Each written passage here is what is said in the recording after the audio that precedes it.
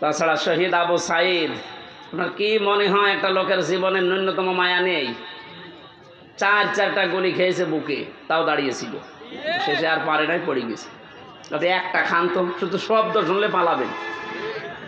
এরপরেও কিছু মানুষ এখন কথা তুলছে না, সবাই পালায়, আরো নিচে বুক পেতে দেয়, আত্মহত্যা করেছে, শহীদ হয়নি। আহলে হাদিসের নাম নিয়েছে এই লোকটাই কথা বলেছে, আহলে হাদিসের লোক না, একটা প্রতারক।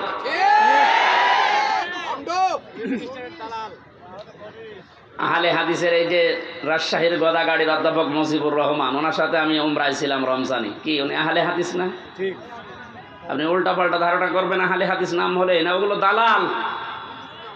এ কি রফিক নামে নাকি যেন কি বিন বিন বিন বিন বিন।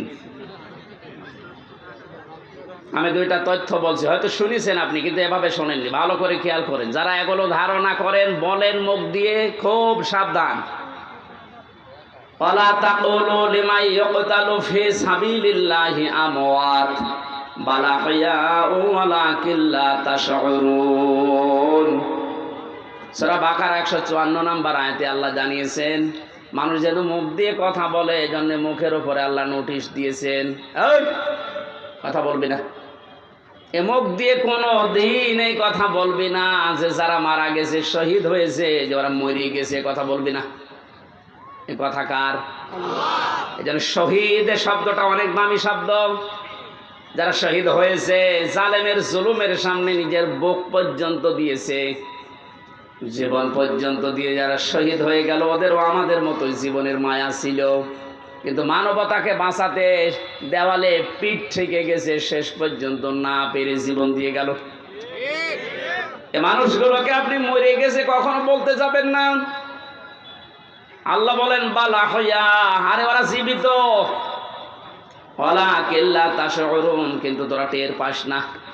এরপরে মানুষ যেহেতু হৃদয়ে কল্পনা আনতে পারে, ধারণা করতে পারে, এই জন্য আল্লাহ ধারণার উপরে নোটিশ দিয়েছে, ওয়ালা তাহসাবান্নাল্লাযীনা কুতিলু ফি সাবিলিল্লাহি আমওয়াতা বাল আহইয়াউন ইনদা রাব্বিহিম ইয়ারযাকুন।